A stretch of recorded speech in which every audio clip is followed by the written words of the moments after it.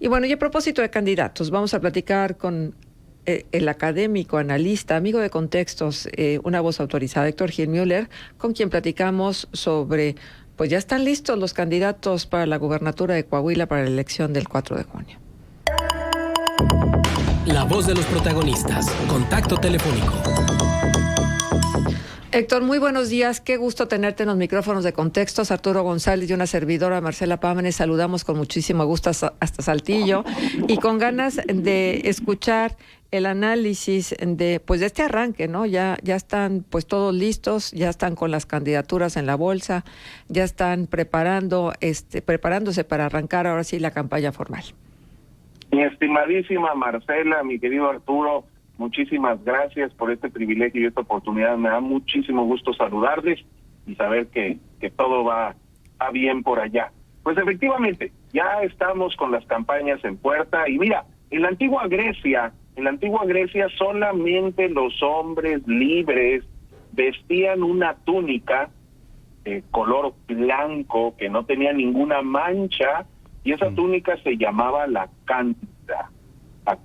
De ahí viene el término candidato, que era aquella persona capaz de portar una túnica blanca, es decir, que no tenía manchas en su pasado que pudieran oscurecer las presunciones que tenían de que se trataba de una persona honorable, capaz de desempeñar correctamente su función.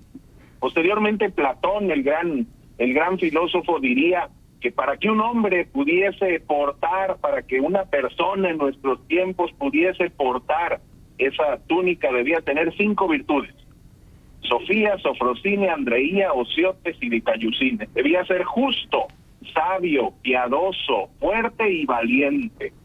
Y pues yo estoy seguro que la ciudadanía está próxima a empezar a medir en las campañas cada una de esas virtudes para poder elegir quién va a ser su siguiente gobernador o su siguiente diputado según el distrito que corresponda. Como tú bien señalas, pues ya los candidatos ya están bastante exhibidos, sin sorpresas aparentes, sin cambios de estrategia, y ya se empieza a advertir, conforme a la comunicación que han mantenido los principales candidatos, al menos en los dos punteros, tanto el partido Movimiento de Regeneración Nacional o Morena y la Alianza por México, integrada por el PRI, PAN y PRD, que el discurso va a ser claro: presentar como un importante logro del gobierno y la continuación del mismo en tema de seguridad, y por el otro lado, por el lado de Morena, pues anunciar la acabada salida y término de un partido que ha estado en el poder en nuestro estado. Parece que los discursos ya están bastante definidos y las campañas que ya están por empezar conforme al calendario electoral, para que este próximo 4 de junio, el domingo 4 de junio, pues los coahuilenses, en una de las 2 únicas elecciones que este año se vivirán en el país y que va a llamar la atención de todos los politólogos en el país, que darán seguimiento a la elección tanto en Coahuila como en el Estado de México. Los únicos 2 estados que aún conserva al día de hoy el Partido Revolucionario Institucional, el PRI, los únicos 2 estados que conserva, y los 2 estados que tendrán elecciones y que serán pues la antesala política para la gran efervescencia de la que nuevamente será la madre de todas las elecciones por el tamaño y la complejidad del padrón electoral que se vivirá el próximo año 2024, en el cual habrá movimiento y renovación a nivel federal y de la presidencia. Uh-huh. ¿Cómo ves a Coahuila democráticamente hablando? ¿Cómo ves al elector coahuilense rumbo a este proceso electoral y por supuesto ya de cara al 2024? Bueno, mira, la participación en Coahuila en las pasadas elecciones pues siempre ha rondado de un 50%, ha estado un poquito más arriba, pero a final de cuentas la elección ha sido muy en promedio que el resto de los estados. Hoy tenemos algunos indicadores que nos parecen hacer ver que la elección será mucho más concurrida que las pasadas. De entrada tenemos por primera vez la alianza entre tres partidos grandes, que si bien el PRD no tenía una gran presencia dentro de la conformación política, pero sí siempre se ha manifestado entre una de las primeras 5 fuerzas políticas, pero con la unión del PAN también en el PRI, pues ahí se ve que se va a mover una importante cantidad de votos. Tenemos también otro hallazgo. En la elección interna en el Partido Revolucionario Institucional, el virtual, bueno, pues ya actual candidato de este partido, el ingeniero Manolo Jiménez, pues obtuvo una cantidad superior a los 500,000 votos. Esa es una cantidad mayor incluso para las elecciones que se han tenido. Recordemos que el actual gobernador Riquelme fue gobernador por una cantidad un poquito superior a los 450,000 votos. Tenemos otro dato interesante. La última elección en la cual se puso en una boleta el simpatizante de Morena, que fue en la renovación de mandato del presidente López Obrador, en Coahuila se obtuvieron 311,000 votantes o votos a favor del presidente, lo que nos hace ver que Morena tiene una fuerza en ese sentido. Todavía no tenemos muchos números respecto al tamaño del partido, y sobre todo porque más que militantes en el partido, pues tenemos simpatizantes del partido. Pero la sumatoria de todos estos elementos pareciera advertir que vamos a tener una elección concurrida, es decir, con números de participación que sean superiores al 60%, y quizá con esto sea una elección pues que hable precisamente de la madurez política que tiene la ciudadanía, porque la madurez de una sociedad, en este caso de un estado, pues se expresa en la intención de participar en sus decisiones. Entonces, en la medida en que más gente vote y participe, pues obviamente se tiene un mayor desarrollo. En la cartera de quienes compartirán elección el 4 de junio, es decir, los candidatos a diputados, pues quizá algunas sorpresas, como tú ya lo advertías, dentro de esta lista de candidatos de Morena, pero en el resto vemos muchas reelecciones y no vemos nuevos candidatos, pero eso no desestima que verdaderamente se trate de una elección que vaya a estar muy concurrida en este tiempo. Respecto a la democracia que todos nosotros ansiamos vivir y que se ha ido construyendo, pues bueno, las instituciones están preparadas. El Instituto Electoral que actualmente dirige Rodrigo Paredes está haciendo lo propio para hacer frente a este desafío. Ya habían tenido un antecedente con elecciones en plena pandemia, con una votación complicada que parece que hoy no va a tener tantos cercos sanitarios como para poder desempeñar naturalmente la función, pero sí con el gran desafío de hacer rendir los recursos en una época en el que la austeridad pues no solo es un mandato, sino es una exigencia social. No solo se trata de una necesidad motivada por los actuales recursos que se tienen, sino una exigencia social en donde la gente pues quiere ver que se hagan más cosas con menos recursos, en un espejo o en un reflejo de lo que pasa en nuestra casa, que buscamos eficientar cada uno de los recursos que tenemos, y eso es la exigencia que se tiene. Pero entonces, en conclusión, yo te diría que sí se espera una elección más concurrida que la que tuvimos hace 6 años. Estamos hablando con Héctor Gil Müller, es académico, es analista. Héctor, quiero preguntarte algo, si ves tú en Coahuila una elección atípica, digamos sui generis en relación con el resto del país, porque el panorama a mí me parece sumamente extraño, ¿no? Estamos con una alianza que si nos hubieran preguntado hace 6 años que el PAN se iba a unir al PRI, probablemente la mayoría hubiéramos dicho, eso es impensable. Bueno, ya ocurrió. El tema de que la Cuarta Transformación, entre comillas, tiene dos candidatos, el de Morena y el del PT. Y luego además la lista de los que van por uno de estos partidos de la Cuarta Transformación está plagada de expriistas y expanistas. ¿Qué es esto, Héctor? De verdad, o sea, ¿qué estamos viendo? Surrealismo puro. Ahí vemos, mi estimado Arturo, ahí vemos la política en tiempo de emociones y no de razón. Uh-huh. Estamos viendo un escenario eminentemente emocional, en el cual, pues bueno, pues ese chapulineo, como bien señalas, pues es algo que ocurre. Mira, ¿qué tan atípica es esta elección? Varias cosas.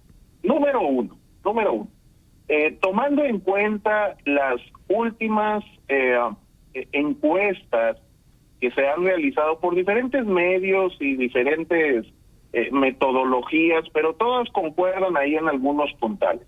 Estamos en presencia de un estado en el cual, con esas encuestas, podemos advertir que tiene posibilidades el Partido Revolucionario Institucional de mantenerse en el poder. Uh-huh. Y en ese sentido sería el único estado priista en este país en los próximos años. Eso ya lo vuelve de entrada una elección pues atípica al resto de los estados. Número dos, como bien señalas, pues la presencia de el licenciado Ricardo Mejía Verdeja, ahora como candidato del Partido del Trabajo, una persona que, pues bueno, no logró ser el candidato de Morena y que se advierte que algunas de sus decisiones pues le han traído algunas consecuencias no tan esperadas. Perdió esa posición de cercanía con el presidente de la República en la subsecretaría de Seguridad y perdió algunos aliados estratégicos que ya había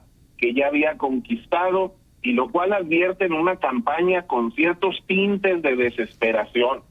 Por el otro lado, en Morena, pues tenemos un candidato que ya ha participado en varias elecciones, y no con un resultado exitoso, también con una formación priista, pero de grandes cercanías, y que estuvo presente en la campaña de Andrés Manuel López Obrador cuando apenas el fenómeno que hoy a nivel mundial es López Obrador, pues apenas era un candidato de oposición a un régimen que en algún momento le había formado. Entonces, vemos todas esas características en una elección así. Como tú bien dices, los enemigos acérrimos, al menos el PRI y el PAN, pues hoy se funden en una alianza en contra de otro movimiento que, pues al menos hasta ahora, el discurso que ha mantenido es únicamente de sacar a ese partido, y la respuesta que han tenido los otros partidos ha sido de el tema de seguridad. Pero entonces, pues lo atípico pues resulta bastante evidente, como tú bien lo has señalado. Ahora, es que no se observa tampoco, Héctor, una renovación de la llamada clase política del Estado, ¿no? Digo, al final cualquiera que gane, de alguna manera va a venir del mismo semillero. O sea, no hay formaciones alternativas, ¿no? Y bueno, el caso que más llama la atención, evidentemente, es el PAN, que durante décadas luchó por la transición y la alternancia en Coahuila, y hoy va a terminar apoyando la continuidad. Sí, es correcto. La ausencia de nuevos cuadros, pues no se observa, como lo platicábamos.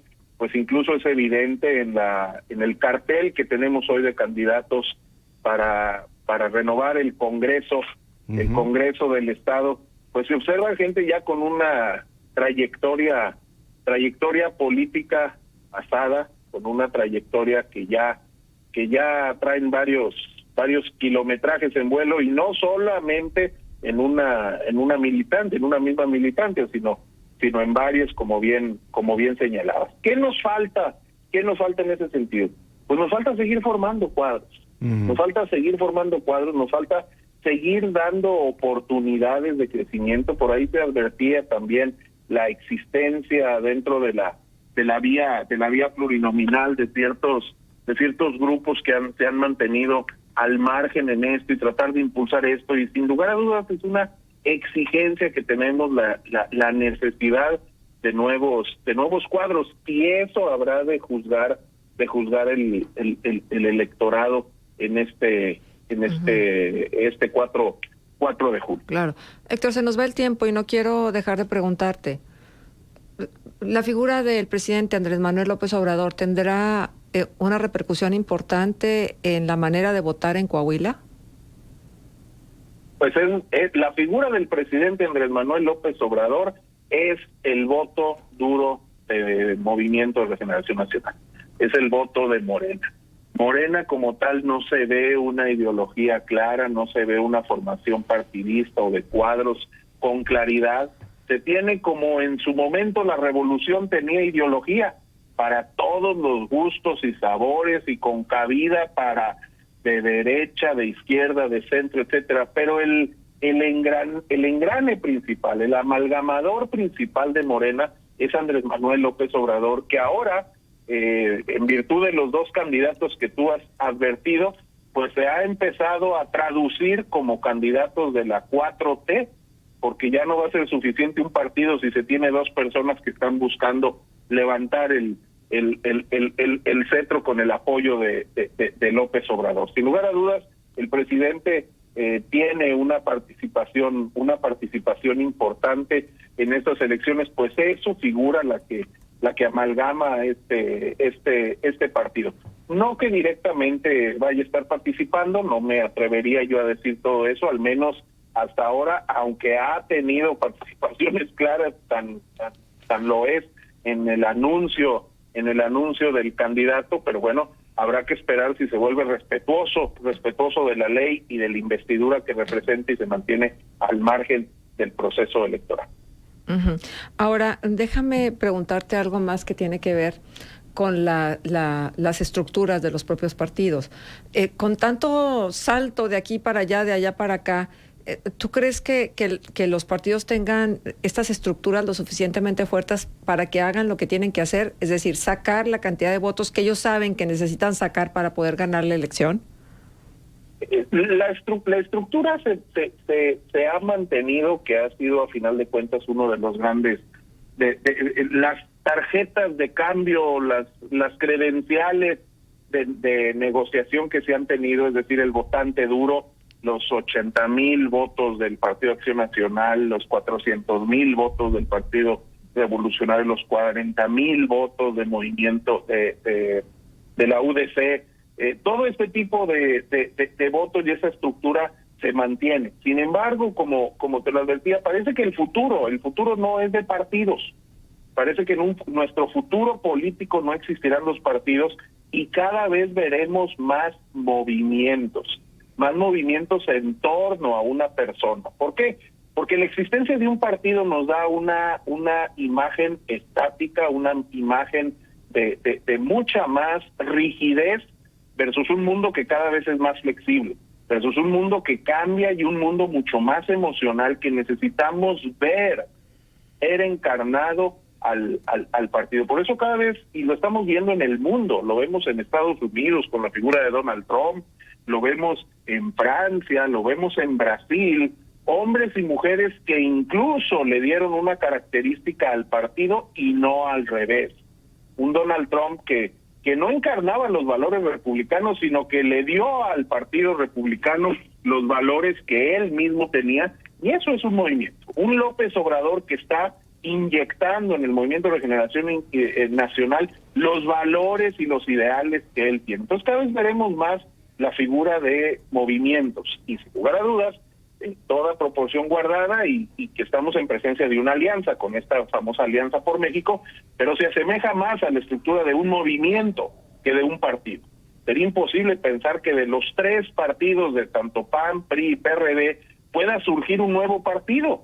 Sería impensable, pues si sus ideales resultan incluso hasta diferentes a la hora de gobernar, pero estamos en presencia de un movimiento. Claro. Estamos en presencia de un movimiento.